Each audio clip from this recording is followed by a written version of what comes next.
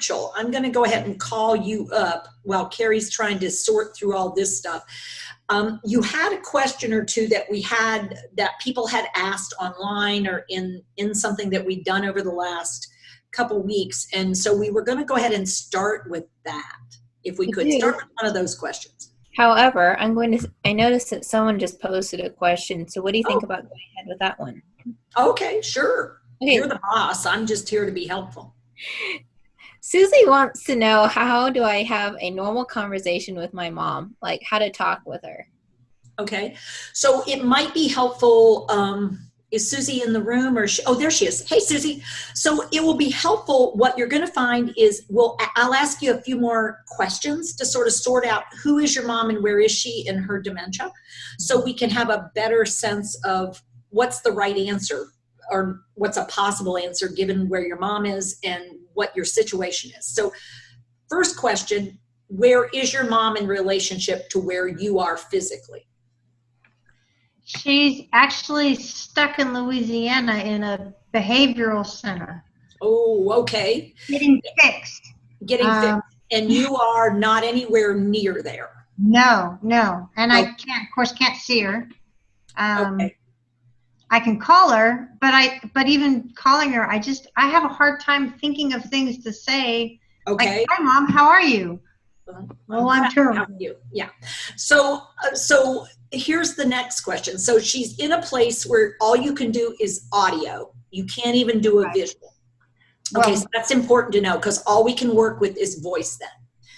So in general, people who are getting audio signals and they don't get visual, what becomes incredibly important to them is tone of voice and emotional content. Okay. Added to the other thing they're going to be really tuned into is the rhythm that you've asked a question. So the problem will be they're better at chit chat or arguing or getting stuck than they are at answering a question with valued information. Okay. Yeah. I mean, if I could come up with chit chat, that would be great. That'd be great. Okay, so we're gonna work on that a little bit. So a couple of other questions. Does she have some decent language if you can get to it? Typically, right now, she's pretty drugged up. So when I talk to her, she's weak and can you give me a for instance of what she sounds like and what her language is like right now for you when you call? She has trouble finishing sentences. She can't really create a whole paragraph. Whoa, like you know the one that we were when we were is that level or a not quite that bad? No, quite that bad. Okay. She basically, when I talk to her and I say, hi, Mom, how are you? I talk slow. I try to, inflectuate and talk cheerful. Okay. Is she feeling cheerful, Susie? Not really. She's kind of depressed. Okay, then why are you trying to be cheerful? Because I want to cheer her up. Well, that sort of when somebody feels like crap and you go in and say, let's be cheerful. How many of you want to go, really? Yeah, you're right. Yeah. So that, somebody being cheerful when I'm not feeling cheerful isn't always as helpful as we want it to be necessarily. Okay.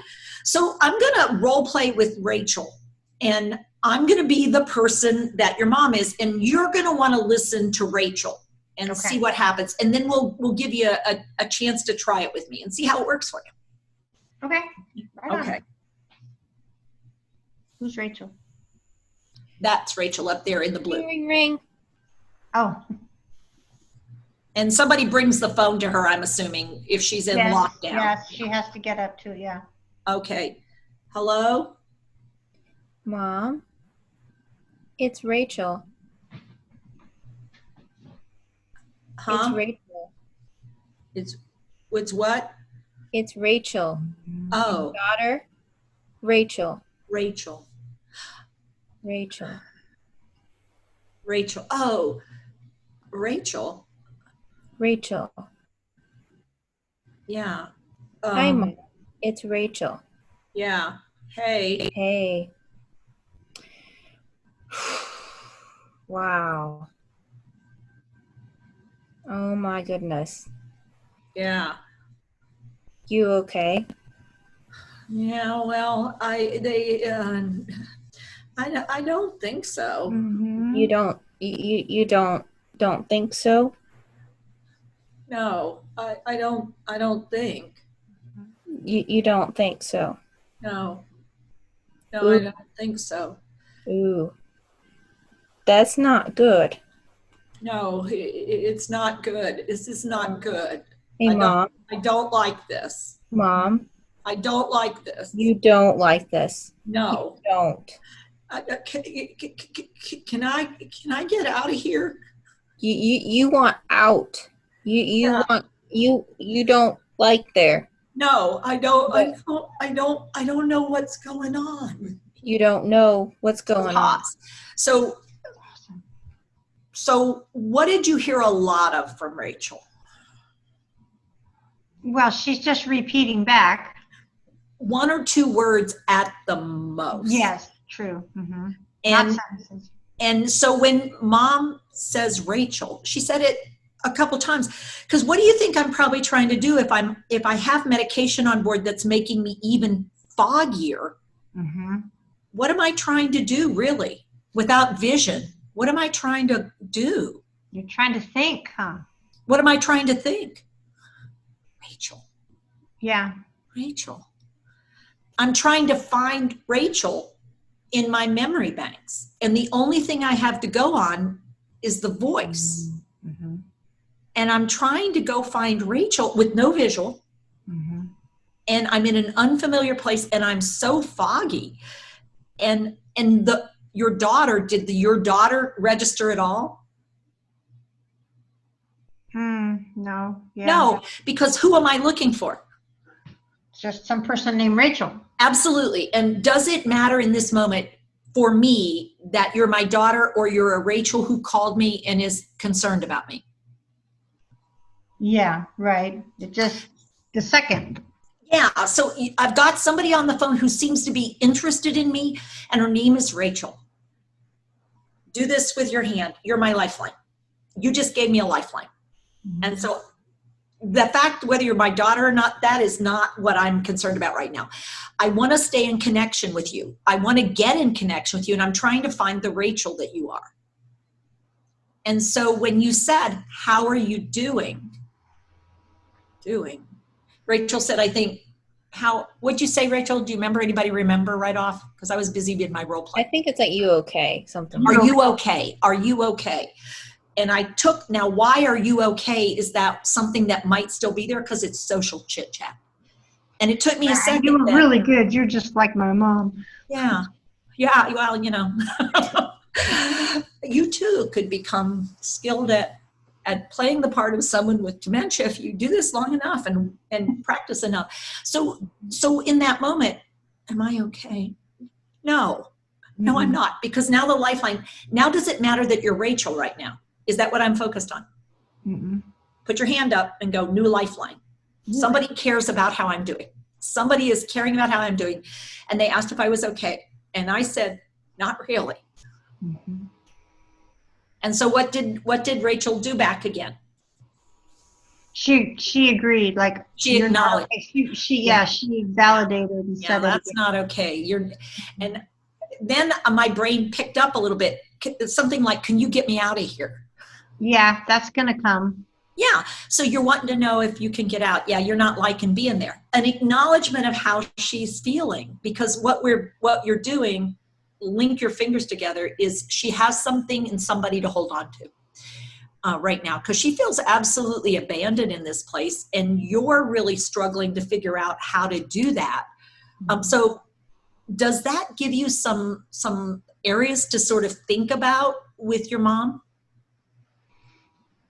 Yeah, I mean, I can call her up. I just don't know what else to say. Okay, so yeah. So, hey, so how did we start? Hi, Mom, it's Susie. So do it again and just say, hi, it's Susie. Hi, it's Susie. Susie. Susie. Now, do you have an old rhythm thing about Susie Q or Susie? Did you guys ever have a rhythm thing that you did? Kind of. What was it? Little teeny tiny little Susie Ruffle. Little tiny Susie. Tell me what Mama's little rhythm thing was with you. Little Susie Rufflebutt. Little Susie Rufflebutt. I'm little Susie Rufflebutt. You're what? Say it again to me. Little Susie Rufflebutt. Susie, remember? No, you don't want to remember. Shh. Give me a second. Susie. Oh my God. You're Susie? You're my Susie? Yes. I'm your Susie. I'm your Susie. Words. I'm your. Oh, okay. You're my Susie. Oh my God, my Susie. Susie. So now's your chance. How you doing? I'm your Susie. How are you doing? Oh, not so good. You're not good. Not good. Oh. I don't like it here.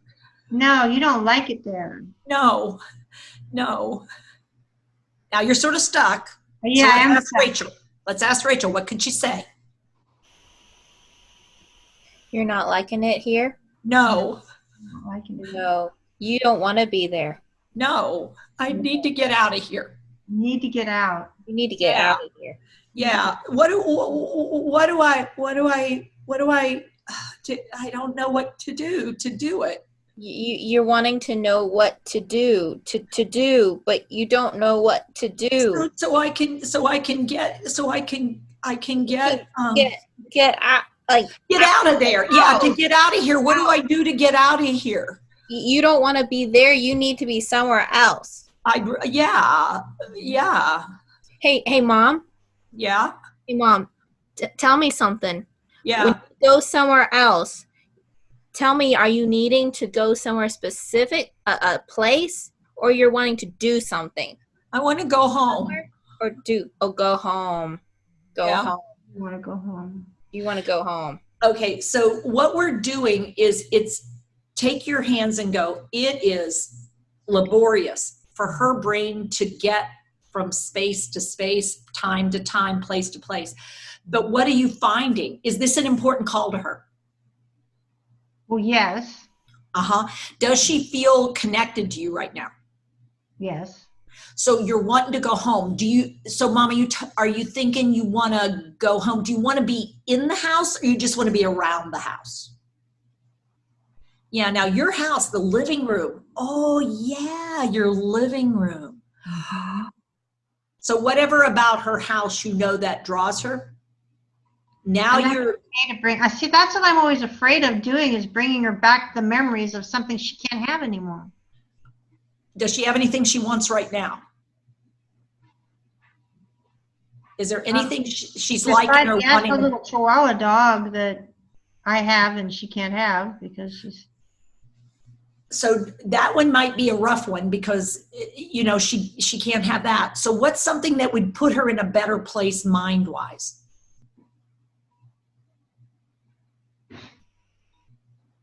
Who's having a hard time thinking anything positive right now? Yeah. Just giving her what she wants. She wants to go back to her house. She wants to go back. You can't give her that. Right. So what can you give her? You can give her yourself. You can give her your attention and your ability to help her brain sort of find at least some pieces. Because on those meds, she is so lost. Mm-hmm. It's just basically being found is more than she had when you called. Mm-hmm. She has a connection here. She didn't have a connection. She was totally lost in an unfamiliar place with unfamiliar people doing unfamiliar things. And she's got drugs on board, which is making it even harder. Mm-hmm. And now she's starting to defog a little bit. It is really hard being where you don't want to be. I hate it. I hate it for you. Hey, Mom. And now's the chance to shift gears. But we can only do that when she knows that you're there for her. So just practicing a little bit, Susie, I think those slowing yourself down and not feeling hopeless. and helpless. Yeah. Thank you. Yeah, no, that was a really good question. And it's a really hard question for people who are now separated by time, space, and visual regard. Yeah, and I think I can set up a Zoom chat with this place with her. Cool. So have some pictures. Mom, I know you can't have Johnny right now, but look who's really looking forward to seeing you again. Okay. What picture do I have up right there? You have a picture of her dog. You got it. You got it. Because what will lift her up? Mm-hmm. The visual of that dog. And it's not you can't have it. It's like, I really miss him. Yeah, I bet you do. You guys are such good partners. Yeah. Who took care of who? We took care of each other. Mm-hmm. So that lifting comes from the heart and comes from the very inside. So you're worried that she can't have in the long range what she used to have. Yeah. Do this with your hands. She's empty right now. Anything you give her is better than where she is. She is totally empty. Mm-hmm. And giving her something to look at, something to hear, something that connects her to somebody or something, that is the lift that will take her from where she is to a slightly better place. And that's what we can do right now. It's not what you want and it's not what she wants, but it's what's possible right in this moment for her and you. Right. Okay. And if she smiles once, if she talks about and her language picks up, would that lift you up? Yeah. Yeah. Do this. Because it's about both of you, not just her. Yeah. Yeah. Thank you. Yeah. Good question. All right. What else do we got going on out there? I know that Carrie successfully connected us to the world. So, Rachel, what do we got going on? Or Carrie, I'm not in charge. I'm just here. Comments in the chat come through yet, but I did have some people talking about. We have two people living with dementia in a house. Mm-hmm. One of them has Lewy body. One of them does not. Mm-hmm. I don't know if they're a husband and wife or not. I know she has Lewy body, and the other one doesn't have a diagnosis specifically. And as soon as the one lady is calmed down, then the other person with dementia kind of sets it all off again. And so she doesn't know how to do it because they're both setting each other off. Okay. So I'm assuming, and I don't want to assume, that this has been a shift from what was before this isolation phenomena of the only two people we see a lot of the time is each other. And the only interactions we're having is each other. And so what ends up happening is if that's all we got, then we can really get on each other's nerves because we're two different people with two different skill sets. And we used to be able to turn away and go look at something else and then turn back around. And now all we have is this. And take your hands and do this sort of like claws. And so what we do and do it alternating. So one of us does this and the other one then. So it's this clawing ourselves out of this hole that we're in, but there's nobody else there to help us. And so we've got two people who are struggling to stay okay. And then the other person they would look to for support is like, give me a break. I just fixed this. But what I did is I used up all my brain power fixing that. And now I start to slide down the hill because I used all mine up to help you. And then I come out of it and then you go off because we're both trying to help the other person. But when we do it, we empty our own bucket. So it's sort of like care partners who don't take care of themselves. So we've got two people who are living with dementia, but it can happen even when we're the care person for somebody who's living with dementia. Because if we don't basically realize that I've got to take a break, I've got to take care of me before I try to come back here and do something with you because I'm empty. And if I don't refill a little bit, then there won't be anything there to use. And one of the things I think for us now is our options for getting refilled have so dramatically changed in no time at all that going to get refilled is such a risky proposition or not okay that without realizing it, we've disabled our own brains and we're in brain change. So although we don't have dementia, we have an acute episode of something. It's, as far as it goes, I'm not thinking straight. And so although we have two people living with dementia here who seem to have some insight, at least one of them has insight into, we're triggering each other. I'm not sure all of us as care partners are as aware of that, because it's like her dementia's gotten so much worse since all this started. I mean, she wasn't that bad. And of course, as we're looking at the other person, we think it's them. And it's like, and now that I'm here 24/7 and I can't get out and she can't have anybody else over and we don't go anywhere. It's like when if there was a massive snowstorm or if the hurricane hit, we weren't allowed out and we were trapped in our house because there was a log down in front of the front door and we didn't know if anybody was ever going to come and find us. It's a little scary. So group in general, when we're in a place that's really hard to be and the other person in that place, when we approach them, could trigger us or we could trigger them.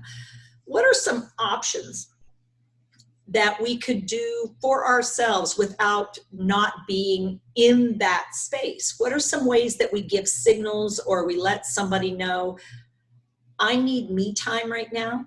What are some things that people are trying out to let the person know I need? And so Tom's doing something. Tom's doing an interesting thing where he actually turned his chair away and just basically no eye contact. And so Beth is doing her thing. She's putting earphones in, and you may want to have them be pretty visible. So they're signaling that I'm doing something else auditorily, I'm doing something else visually. Oh, and we've got Kathleen who's doing something physical with stuff. So I'm holding it up so go ahead and put your hands up and actually hold something between you and the screen, because it basically can help the other person realize I'm not even paying attention right now. So it's an opportunity. Now you can put your thing down or you could stay where you were. You may need more time away from me. I don't know. But the challenge is if the person on the other side has need, this is just a barrier and they'll try to peek around it to see if they can get you or touch you or use another strategy because it feels like you're not paying attention to me. And take your hand and do this. And the reality is I can't really see anybody else's point of view right now because I don't want to see you. I'm trying to avoid you, and you are not able to figure out what to do to get your needs met on your own, and so you're really wanting me. So what could we do that might give us some space, although we never think of it that way? And I'm gonna put it up there and let you think for a second.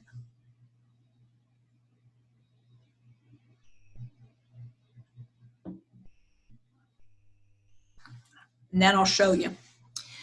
Hey Beth. Hey, yeah. I know, looks like you're listening. Oh, yeah. Yeah, I was, Mom. Hey, there's this thing. Would you take a look at this thing? Oh, yeah, you want me to look at that? Yeah, it's a question that I had. Oh, so I'm your person who's trying to get in your space. Is that correct, Teepa? Or I'm the person that's trying to get in your space. Yeah. Either way, and now I have it. Either way. So what have we done? Are we about each other right now, or are we about the thing I put on the piece of paper, the object that I brought? Yeah, we're kind of looking at this together. We're looking at this together. And so I know you're not who I am, but this stuff that's happening, these kind of things. Yeah. It's feeling like it's causing us some problems, maybe. At least for me. Yeah, yeah, it is. I mean, you're working every day and you're on this computer and I just want to talk to you once. That's all I wanted. Yeah, okay. Yeah, so it feels like I'm always on the computer and you're Yeah. you're wanting to talk, and it feels like I don't have any time for you. Well, I was just going to ask you what's for dinner, and geez, Louise, I don't, Yeah, and when I put it up on the whiteboard, that really wasn't what you were looking for. Well, that told me what was more important to you than I was. Okay. I'm sorry, Mom, because what happened, I think, is I thought you were looking for information, and what I realized is you were really needing some connection. Well, yeah, people, they need that connection. And you always were like this. You'd go into your room and you'd read. And oh, wow. And this is reminding you of a lot of when I was younger and I would tune you out and turn you off. And I was the one that got you involved in Girl Scouts to begin with. You absolutely were that one who got me involved. Yes. You are absolutely right. Yeah. So don't you be thinking. Yeah. So when I'm paying attention here, it feels to you like I'm not paying attention there. Well, I know you. Okay. Yeah. You know what we need to do, I think? What do we I need need to set a timer for myself. You did those timer things, and I told you to do that. And so I'm going to set a timer so that I don't forget to turn around and talk to you. Well, that would be polite thing to do. It would, wouldn't it? Yeah. Yeah. Yeah. So can I ask you a big favor? Okay. When we're talking and the timer goes off, can I have that same amount of time in the bathroom sort of by myself? Yeah. So you need to do the necessary. Well, yeah. But it's also like, I just want to, it's just a time where I can go sort of sit and feel like I can just relax a little bit and take care of business. Well, I've hidden in the bathroom when I didn't want you to have that chocolate I had for Easter, so I can give you that. Chocolate in the bathroom? Are you kidding me, Mom? When you were little, I did that all the time. You've got to be kidding me. I'm telling you. I didn't know that's what you were doing in there. That is Mama's secret. So if you need to do a little chocolate in the bathroom, it's not what you think, but it is what you think. Well, there you go. Now, I pause there, and again, I don't know that I could ask a person who has their own brain change to be able to do all that. So what that's saying is maybe we need a consult for the both of us. Maybe we need to at least explore what does each of us need that the other one can't do, so that we're spreading the load a little bit, because in this time and in this place, sometimes people are being asked to do more than they can do, and we're just wearing each other out, and we're both going down because I don't have what I need to give you what you need, and you don't have what I need to give me what I need. And so maybe it's time to raise our hand and say, okay, I need something else, because we're trapped in here together, and it is just, I almost feel like I'm getting okay, and then there we go again. So that idea of building a support structure that's beyond our immediate circle might actually, in this time, be essential for survival. So Teepa, here's something that might build on this, is that Tracy Ford has asked in the chat. She's sheltered in place with her father-in-law, and she actually is thinking a little toward how can she get him engaged in something so that she can continue to work. So that idea of engagement, maybe you can speak a little bit to that. Okay, so I'm going to give a word, and I want you to say this word to yourself out loud: transition time. Say the word transition time. Because what we frequently want when we say we want to engage them so I can do what I want, is we want to quickly engage them in this other thing so that I can stop doing what I was doing with you and I can do what I wanted to do in the first place. And so this time between what I want and what you need, I need to realize there's real time involved here. And the better I structure the transition, the better you're going to stay engaged in the new thing. Because I have to really make sure, take your hand here, is if I was over here, that getting over here is slow enough that when I get you over here, it'll feel comfortable to you and you'll keep going without me. If I try to do it too quick, when I drop away, you drop and you want to go right back over to where it got started, which is me. So this is where if I really want you to do something else, I've got to be willing to stop doing what I'm doing and go, you're wanting to engage with me. Hey, listen, could you do me a big favor? Here's what I'm thinking. And this, again, I will say, we need to know the gem state, Tracy, or the abilities of your father-in-law to be more helpful. Because if I don't know what his abilities are, just like with Susie's mom, if I don't know where they are in their abilities, whatever we suggest may not be at all where you're at. And the last thing you need is another stressor, which is, I tried it, it didn't work. He's not going to be able to do that. That's not our goal. Our goal is to sort of match up with what you're thinking. So could you tell me a little bit about his fine motor skill, his finger dexterity skill, his visual ability, his language ability, and his ability to take in visual data and make sense of it? Tracy, go ahead. She did identify that he's an emerald. Emerald. Tracy, if you can join us. Yes, he is an emerald. He has great fine motor skills. Okay. He can chit chat. He he's very active.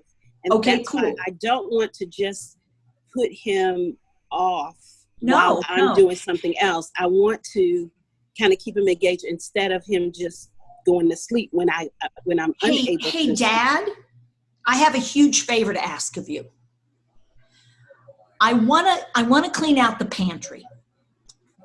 But to do that, I need all the cans out so I can get the shelf cleaned. Could you do me a huge favor? Help me move this table over next to the pantry. And if you could take all the things out, like go ahead and start up here on this top shelf or the bottom shelf and see, can you get them all out?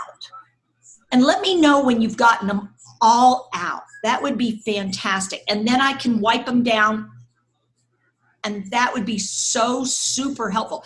So go ahead and get going. Now the heavy things, do you want to put them on the table or you want to put them on the floor? Which is easier for you, Dad? Mm-hmm.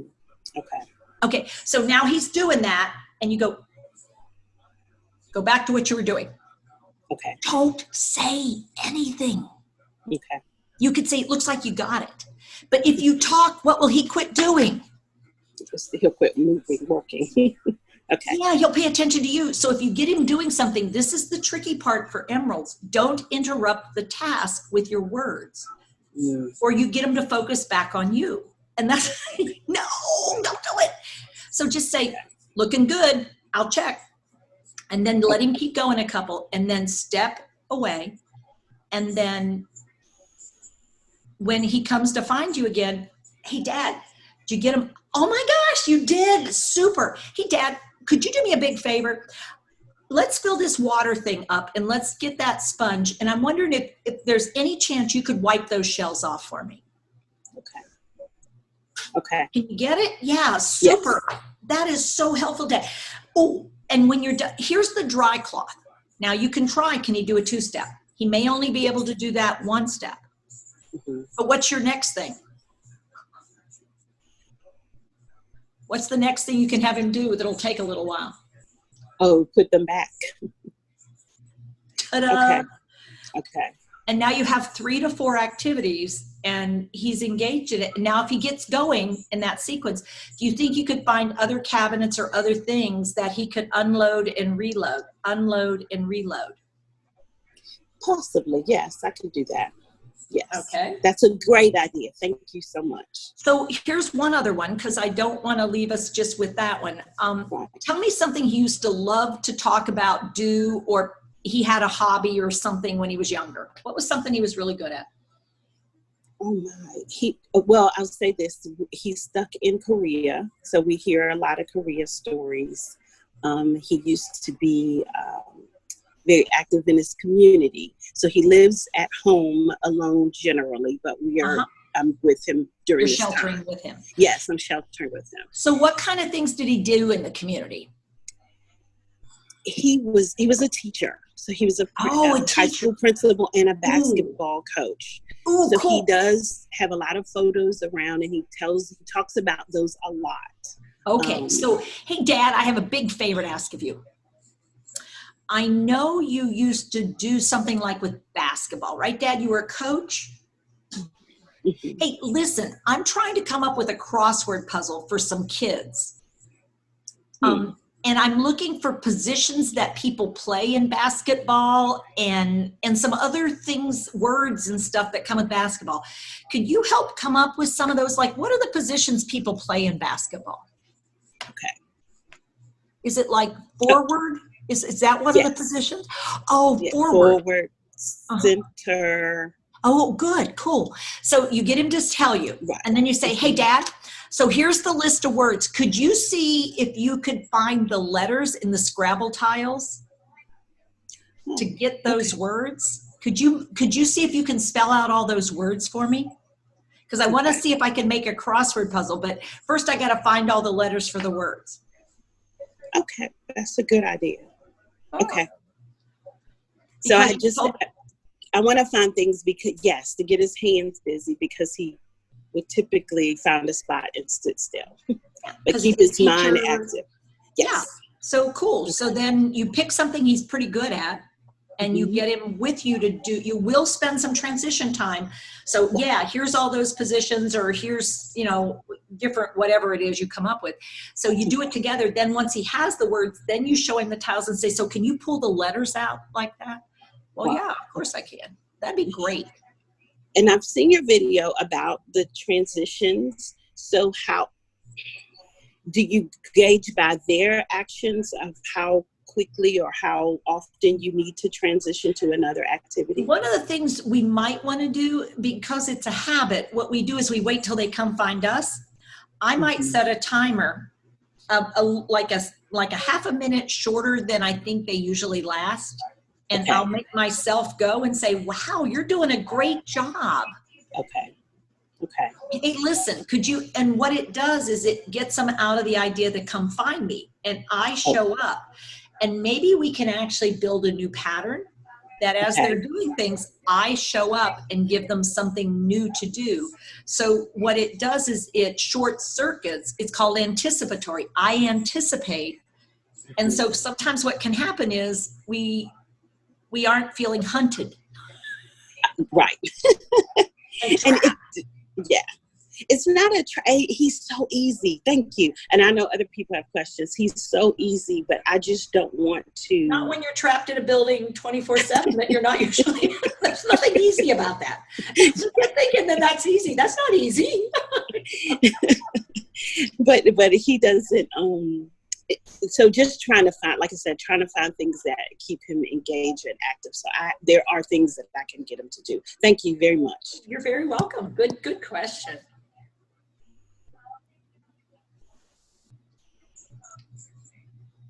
Rachel, what you got? Or Carrie, what you got? Or Matthew's out there in the Facebook world. I don't know what he's out there finding out. Carrie or Catherine, do you have something? And I'll check with Matthew. I have not seen anything. We were dealing with Tracy, so I'm watching on the Zoom. Oh, so I haven't seen anything yet. Have a thought, a question, a comment? Beth Nolan, you have a hand up. What you got? Yeah, I'm wondering, and Carrie, please interrupt me if you have one that comes up. But I'm wondering about when we talk about engagement for our people living with dementia, we talk about our time going to the bathroom, we talk about setting timers, we talk about transitions. One of the things, as well as Susie's question, we talk about calling up mom when I know she's going to be really depressed. I'm wondering about some of the techniques that I know you and PAC in general have talked about in terms of all I have is 3 minutes of me self-care time.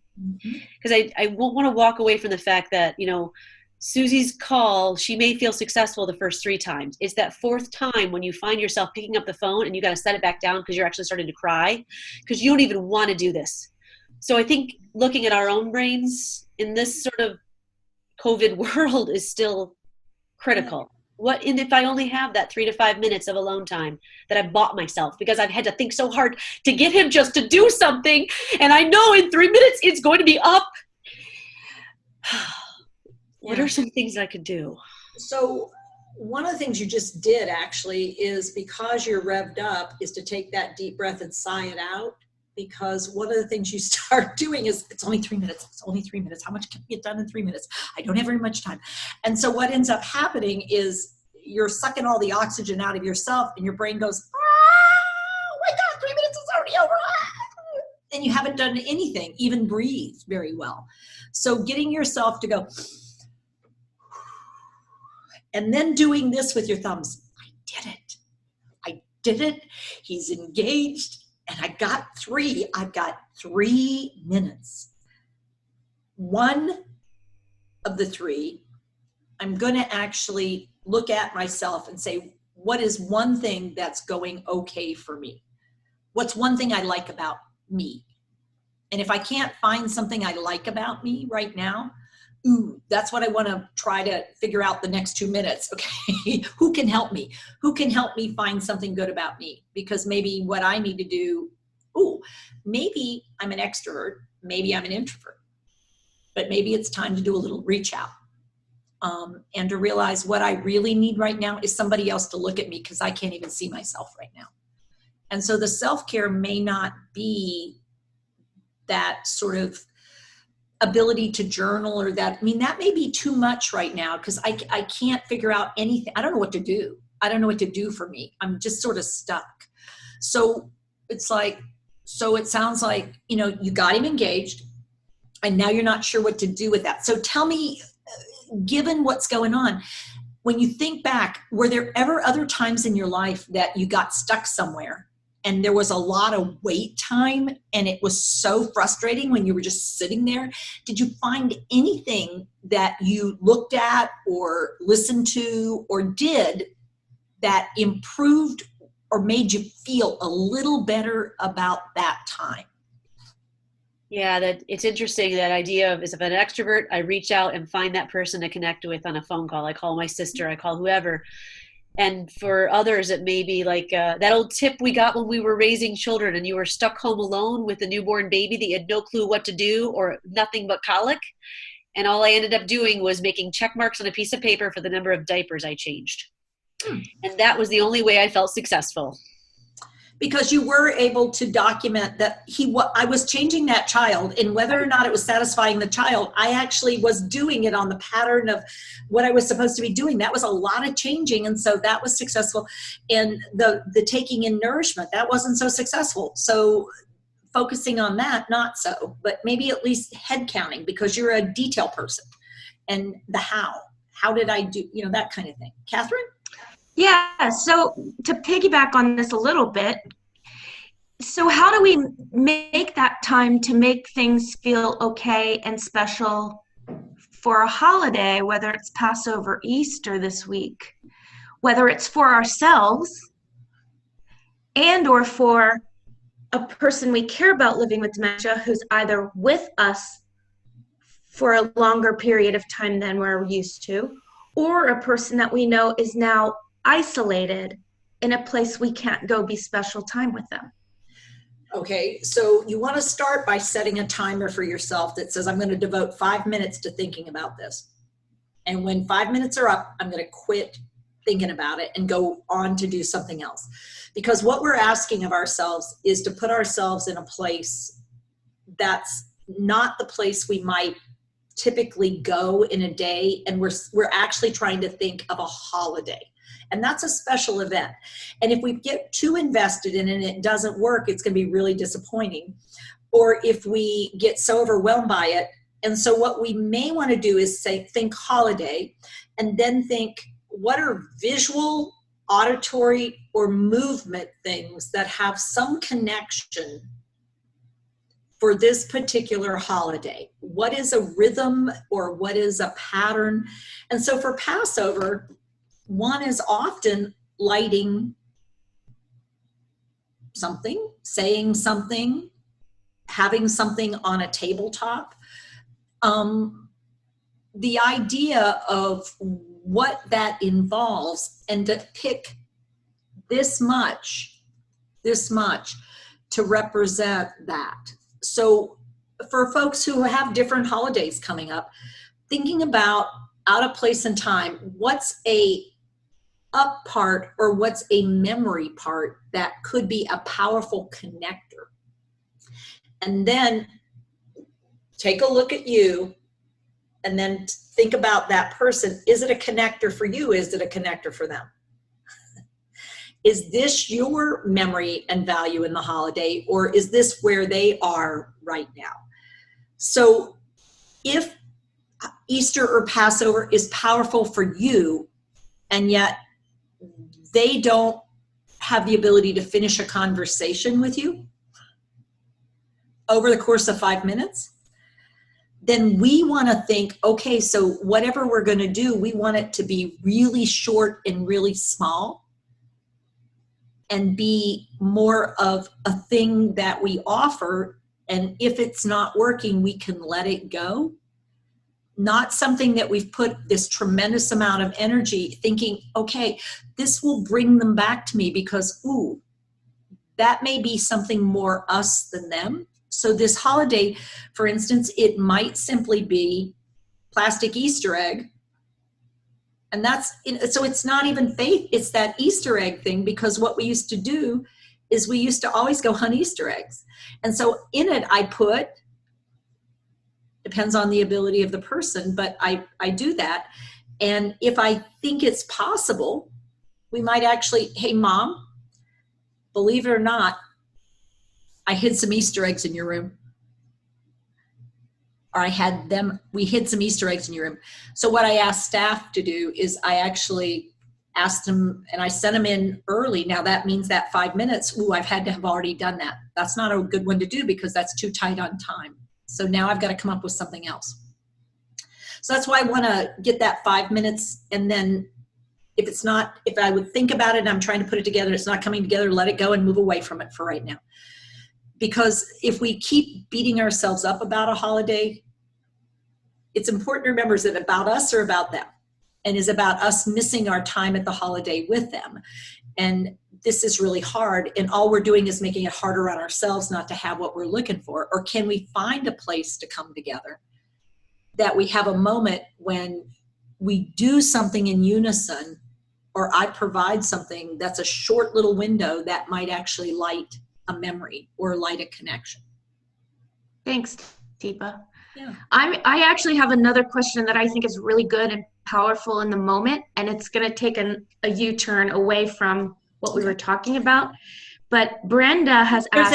See if there's anybody else who has something related to what we were talking about before we U-turn away from it, Carolyn, Catherine, just in case, because I don't want to leave anybody with an unmet, want to finish a thought off.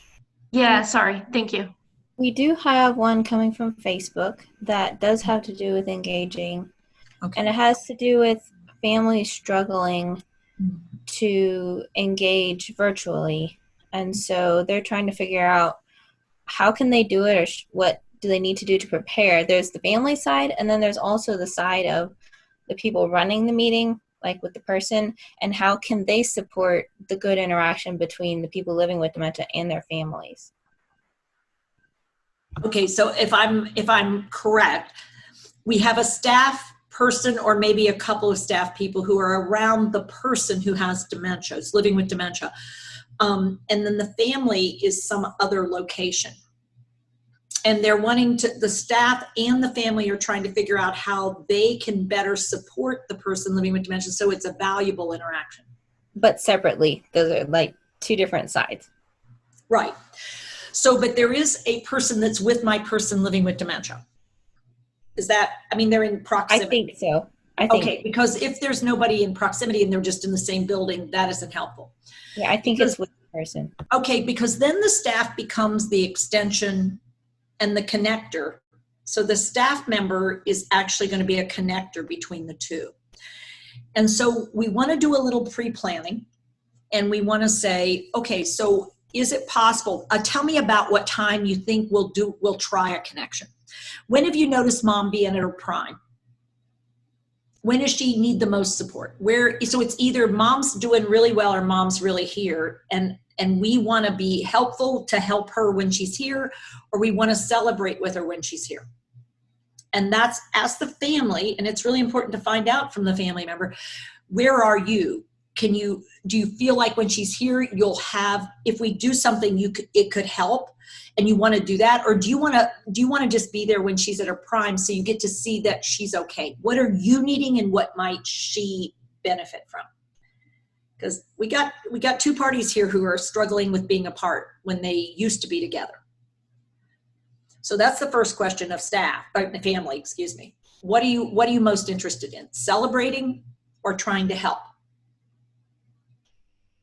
And until I hear that, I don't know the best option. So Rachel, you can pretend to pick whatever. You're the family member. Tell me which one you think we should go with. I'm thinking that a lot of people would want to do the celebration, do it when they're in the good place. In a good place. Okay, so then what I might ask staff is to pick the time when that's probably the most likely. And what I'm going to do is have my setup. So, you know what mom really loves to do, has always liked doing, is when jigsaw puzzles. I mean, she's always loved jigsaw puzzles. And I mean, she hasn't been able to do them in a long time. But I sealed up and sent you 3 cardboard fronts to different cereal boxes that I had. And I sent them to you ahead of time so that they'd be there. And they're all square cuts. And I have those same boxes here. So what we're going to do is, when I ask you to, I want you to actually point the camera at the thing we're going to do. And I'm going to say, hey, Mom, take a look right over here. And if you will tap your finger over where I'm wanting her to look at that piece and say, hey, Mom, can you slide that over here? Yeah, perfect. So the staff member is actually becoming the me in real time. And I'm actually watching what they're doing. So we're actually doing it together. Nice job. You got it. So let's move it up. Now, whose favorite cereal is this? Yours or mine? Uh-huh. Yeah, that's your cereal. That is not my cereal. You know, Mom, let me show you my cereal. And then what I could do is, put together the box that says Fruit Loops. Guilty pleasure. And show them that and say, hey, Mom, do you think you guys could put that one together? I sent the Fruit Loops. Do you think you could do that one? Could you guys do that one? Look at you. Oh my gosh, you guys are good. Wow. Nice work. Oh my heavens. Wow. See, I thought I could trick you with that one because they're not your favorites. And so what we're actually doing is, rather than trying to interact with one another, we're interacting with objects, and the staff become my surrogate.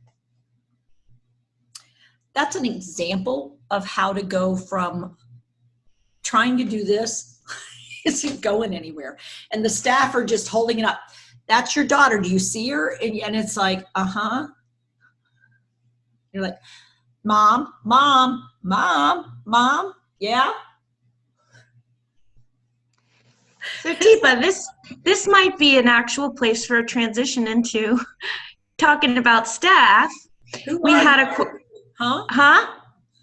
Who's talking? It's me. Don't you recognize me? I take care of you every day. It's Catherine. I take care of you every day. We do things together every day. Who are you? Teepa, it's Catherine. I just told you. What's going on here? I have to wear a mask. I have to wear a mask. You have to do what? Wear a mask because of the coronavirus. Don't yell at me. Idiot. Shut up. Leave me alone. Come on, Teepa. Don't talk to me like that. I know you love me. Okay. All right. No, that's no good. I'm trying to be. Get out. Okay, so the question is how to handle for staff, whether it's the family member noticing or hearing about the staff who are now having to wear masks, and it's scaring the residents who see somebody with a mask all the time. Okay. And getting very so if I first appear to you and I'm already like this, it's not just scary. I can't understand and I can't see any movement. So this is where helping staff have the bottom tie or put it down here. So it's there. All I have to do is lift it up and over, but that's not what I'm going to do right now. What I'm going to do is come to the door. Beth. Hey. It's Teepa. Well, what are you doing way over there? Hey, Beth. Yeah. There's some stuff going around and they want us to make sure you're safe. Safe. Oh, okay. So I'm gonna put this up here. Now you look like a bandit. I do. Yeah. Yeah. Hey, Beth. Yeah. Oh, hey. Hey. So before I initiate anything, I've got to start the interaction with more of a familiar face. But I'll do it beyond the 6-foot boundary. Because trust me, unless she's projectile coughing, if she's looking, unless she's putting droplets out at me, my risk is quite low at the doorway. Where the risk comes in is when we're within that arm's reach, double arm's reach. And again, if we're turned sideways and toward, we still have a much lower risk pattern. But for right now, at least, if we're really feeling at risk, after we greet, after we connect, and after I get permission, that's when I put it on. But when I make that transition, I better bring my props because they lose the ability to comprehend then what I'm saying, and I don't have much visual. So now I'm really dependent on whatever I bring along to share messages, because I've robbed them of both the ability to see what I'm doing, but it also, what do you notice when I put my hand or a mask right here? What happens to your comprehension? It's muffled and I can't even know that you are talking. So you're not it even could be, sure. My perception could be, what is the voices in the air? Your daughter. Oh, she's calling me. Mm-hmm. Oh, well, why don't you say something? Mm-hmm. Yeah. So this is the new skill set we are not preparing staff with, is when we've been able to do conversations with people and get them to understand what we were saying.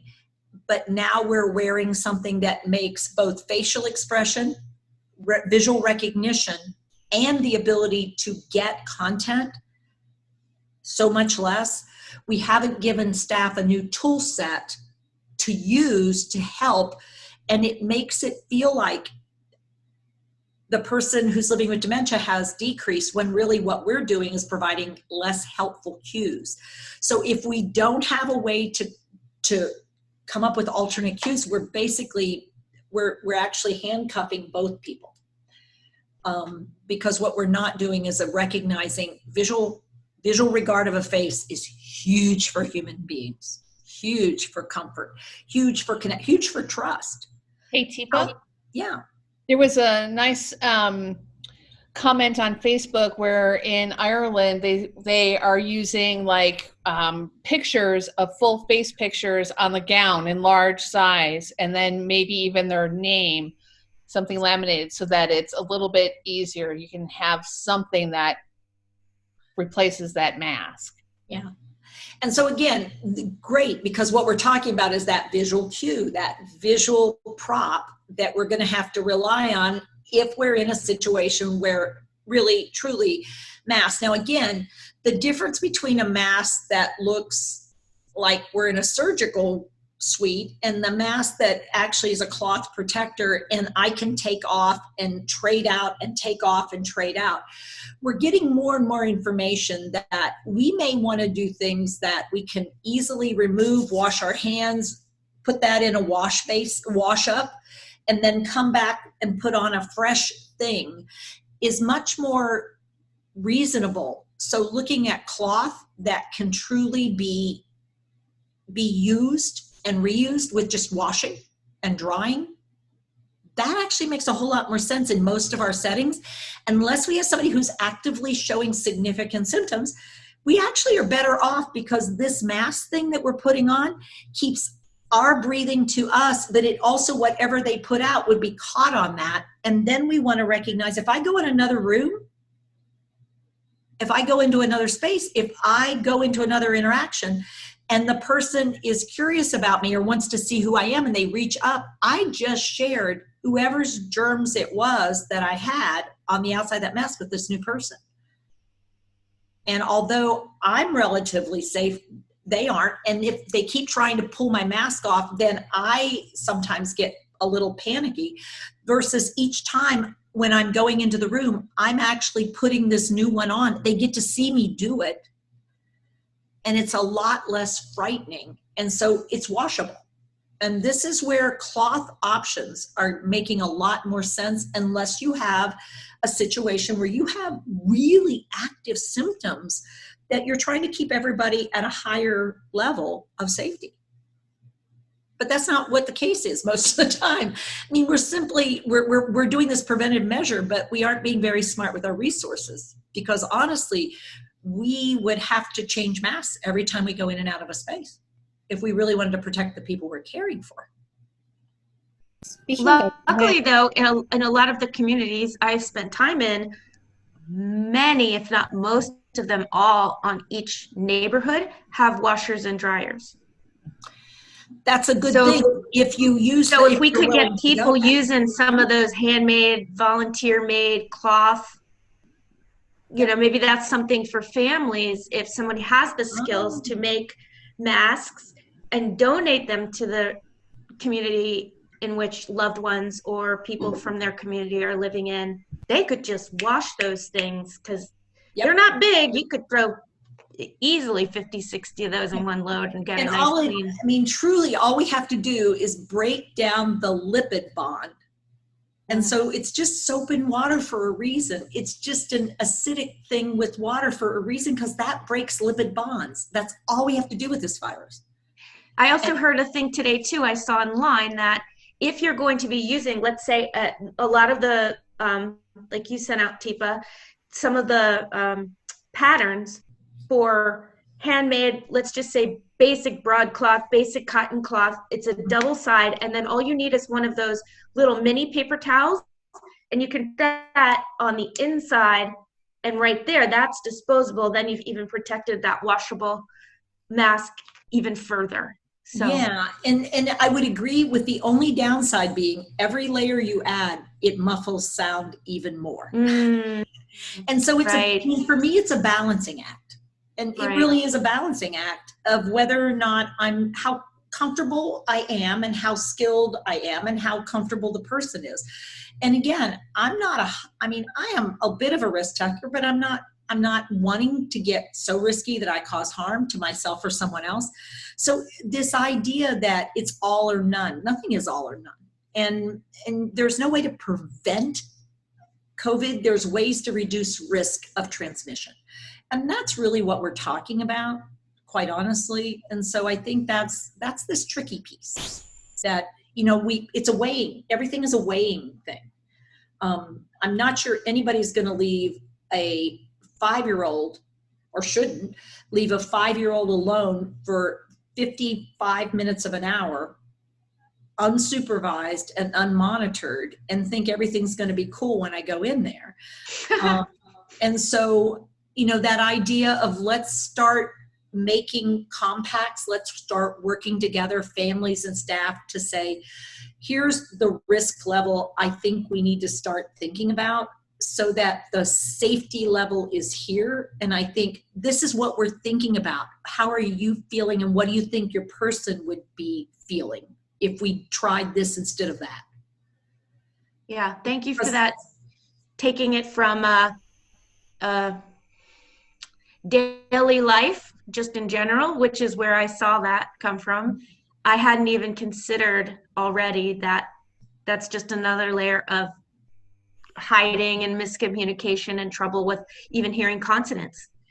Somebody who might be an emerald still hearing some consonants at that, and then I might get frustrated that why are you not understanding it? When I do this, I mean, and I'm not emphasizing it, this is just me with a paper towel in front of my mouth.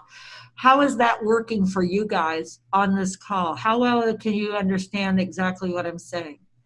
And also, if two of us come in the room at the same time and we're at dinner or lunch and are all talking at the same time. Okay, we're going to help you up. Yeah, Catherine. come on. Catherine, can you help Beth? Yeah, Beth? Okay, I'll got it. Yep, she's good.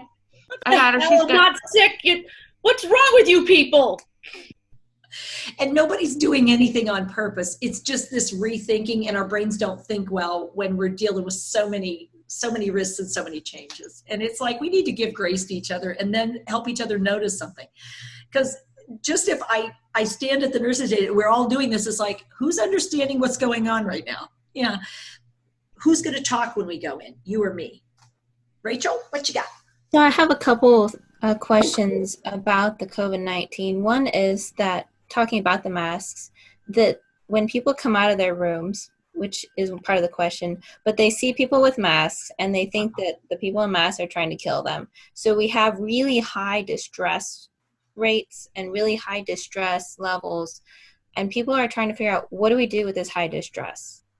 Because it's poison, you're going to kill me, that level. Mm-hmm. So let's see if we can ask some questions. So are the staff in the common spaces and the residents are all in their own rooms? That's what they're trying to keep them in their rooms. So why do we all have masks out in the main area?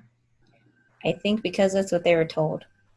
Oh, so somebody who's not there, who doesn't understand how you live in common area, and people who are in those common areas can't figure out how to be around each other and not get within 6 feet of each other, so that the people that we're caring for can feel more comfortable. And we can't drop our mask down and put it up only when needed, and drop it down and put it up only when needed.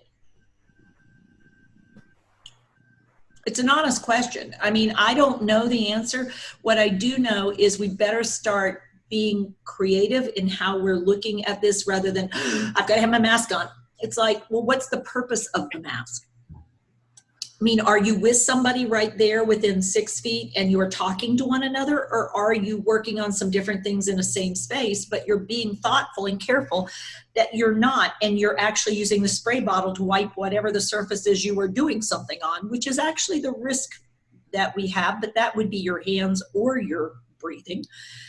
And so when somebody is coming out and I see them coming out, I go, hey, Laura, hey, you were coming out to find me. Hey, listen, I want to keep you safe. I'm going to put this up. Okay. So we're both okay, because there's this bug that's going around and I don't have it and you don't have it, but we want to make sure we don't get it. Yeah. Are you okay with me putting it up? I don't know. What about me? What about me? What about you? So, yeah, you're worried about you. Do you want a mask to put on, or do you want me? What do you think? I want to be with you. You want to be with me? Okay, tell you what, come over here at the counter. I can give you something to do. Okay. Yeah. So, which way, if we're at a counter, what's the plus of us being at a counter? You're both, yeah. Which way are we facing? Mm-hmm. We're facing ahead. And so I give her things to do, put the dishes up, put the dishes down, do this, do that. Wow, you're great. Thank you for helping me. Which side do I want to be on? Her preferred side. Mm-hmm. What do I want to do? Place my arm at arm's length. Yeah. Mm-hmm. So again, I don't have absolute answers, but what I do have is an awareness that if we don't get flexible in this, we're going to take each other over the cliff. And now I have somebody who can't trust anybody, thinks people are trying to kill them. What is the risk they're going to go to? Fright, flight, fight, hide, or seek? What do you think the risk is? Hide. So now I have to do a psych discharge. That's not happening. That's not going on right now because nobody's taking anybody anywhere. So now I've created this monster in the kitchen. Yeah. And it's like, well, let's be thoughtful because now I have somebody. Okay, so we are going to use medications. Now I've got to go in the room, and if they do come out from under the meds, I've got to try to get them to take the meds again. So we know this stuff from past history that chemical and physical restraint is not the answer for people living with dementia and their care partners and their families. We've got to find that balancing place. And it's not about the drugs, it's about the rules that people are creating, not for the people that are being served, and they're not being served well by these big rules that are out there somewhere that we can't even get the general population to follow. And we have this bizarre thought that people within a setting will be able to do this 24/7. I mean, it's beyond me why anybody, so somebody just needs to speak truth to power and say, whoa, this is not logical, rational, nor care. And that's not what I've committed myself to. I commit myself to care. That's why I'm doing what I'm doing. I'm putting myself at risk because I care. And what you're telling me is don't care. So you want to come and show me how you do it? Come show me. Till then, here's what we're doing and here's why we're doing it. We've got everybody we've come to consensus. This is how we're going to move forward. And we need to support one another. And we'll probably make some mistakes because we're trying to learn something really, really challenging in a very short window of time against a condition that's invisible most of the time. So some family members are wondering how to talk to their person who wants to know why people can't come visit. Yeah. And they're wondering, do we tell them about COVID-19? Do we not tell them about COVID-19? What do we say about it? Yeah, so you're wanting to know why we're not coming because it feels you're worried that maybe we don't want to come. That's absolutely not the case. If I could figure out a way to be there right now, I would so be there.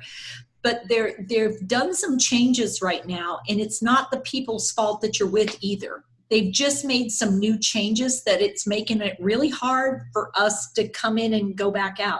And we're hoping they get this dealt with soon because I'm missing you like crazy. And we're trying to figure out how to get this to work, and it's not working very well for me either, Mom. But nobody there is trying to do this to either one of us, but boy, this is hard. Oh, hey, Mom, can I ask you for a favor while I've got you, though? What? Would you, I think if I remember, would you go over by where the bookshelf is, where we put the bookshelf?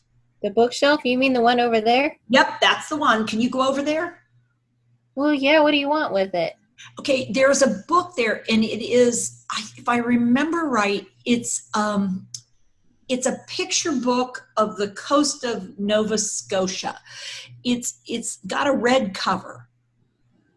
Nova Scotia, I went there once. That was the time when we went on that cruise and we went to Nova Scotia. There's that lighthouse there. Peggy's Cove. You're right, Mom. Peggy's Cove.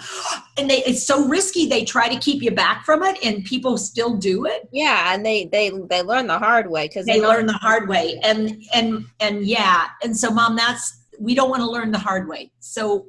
Tell you what, you see that book? Because there's some stuff about Nova Scotia that I think if we look at it and you tell me about it, I bet we can visit. Yeah, that's the one right there. Is it red? It is red. Yeah, it's got the picture on it. Uh-huh. And what's that picture on the outside? Is that Peggy's Cove Lighthouse? Yeah, it's the lighthouse. Son of a gun. Oh, turn it and see if there's some in there, if I remember right, the tall ships. Can you see if you can find Halifax and the tall ships? The ships? Because you love that, where they would have all the sails up and they would. Oh, yeah, they just look so impressive, you know, and they're sitting there in the wind and. Yeah. And all the guys are up on there and they're all standing up there with their, yeah. Wow, I remember that. Yeah, but then they also got the fish. We had that 8 over there, and you know, they had that really close fish over there. Pause. So am I visiting? Yep. So learning the art of the virtual visit, it's going to try my memory because I have to remember where is what, and I may have to ask staff, when you're in mom's room, can you make sure the red book, and I don't know where exactly she might have put it, can you make sure it's on top of the bookshelf so she can see it? Thank you. That would really help. I'm going to call her in about 10 minutes. So I'm not saying don't address it, but I'm saying let's not dwell on it and let's figure out what we can do in the interim, because we all feel abandoned and trapped. I mean, it's not just a single person's issue. And so trying to figure out how to make it less bad right now and then celebrate when we have something that seems to be, yay, you know, that was an okay call. And I need to celebrate that for me because I got to be with her for a little bit. Yeah. All right, gang, we're getting close to the wire here. Beth, what you got? I got a short question, although it is an entire workshop, but there might be a short answer to get us started for the end because all these questions have so much depth to them. One of the questions that came up on Facebook was looking at, the person said, I'm wondering if there's a distinct difference between quote unquote regular dementia and alcohol related dementia. And if the latter can have a pretty quick rapid decline, a course of about 4 to 6 weeks, or are potentially, and this is my thought, and the other question I'm adding is that potentially something else? So I wonder if you could speak to that, maybe rapid decline specifically with regard to alcohol. Okay, so with most dementias, we should see sort of either a stepwise, or we could see dips and troughs, and ups and downs. So for alcohol-related dementia, it's usually has its history in binging and overdoing alcohol intake to the point where we poison the brain. And when we poison the brain, we actually kill some brain cells and some wiring.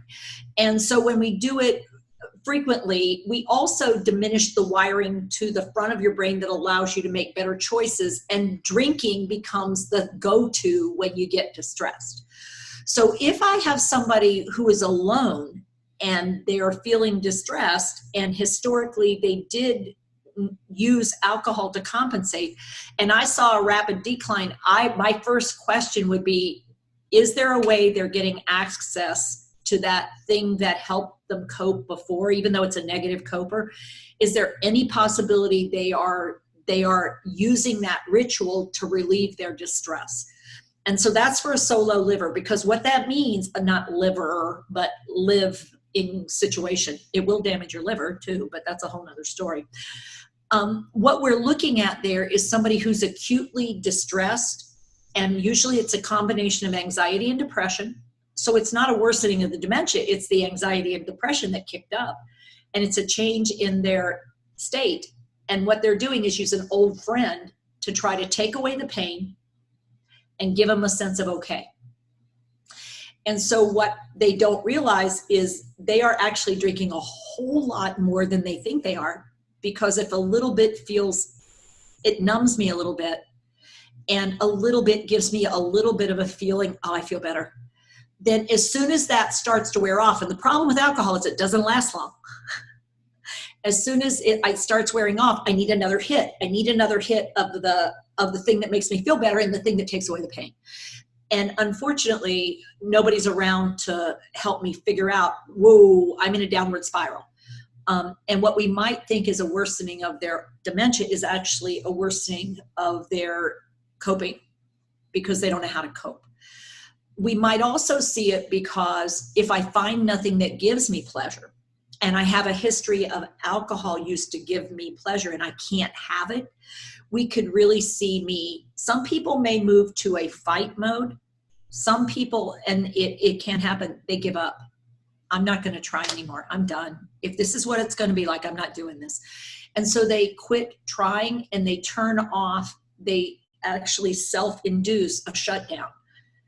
Because what's the point of doing this? And they're not doing it on purpose. There's just nothing that gives them pleasure or joy. And they don't have access to the go-to. And now they're in their space alone.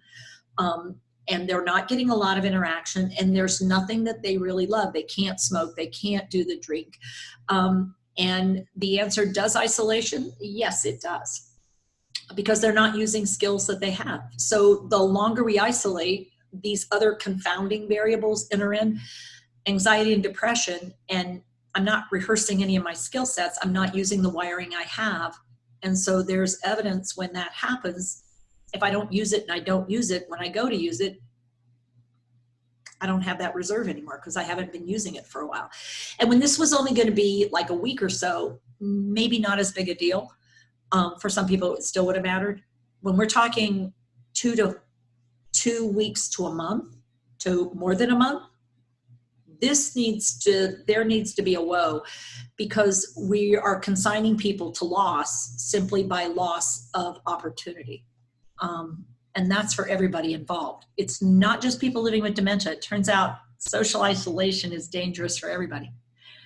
And so finding those ways to connect visually and verbally. So big thank you for everybody being here and for coming on and visiting with us. Huge thanks to Carrie for running all this stuff, and for Rachel and Catherine and Beth for stepping forward, and for you guys for asking really great questions and being willing to hear some out of the box answers.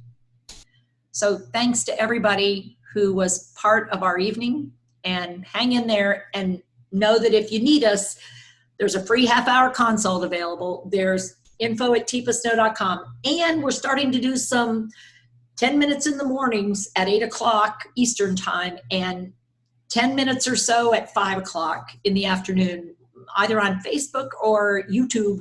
And we're trying to be more available so that we don't lose anybody and there's opportunities to connect.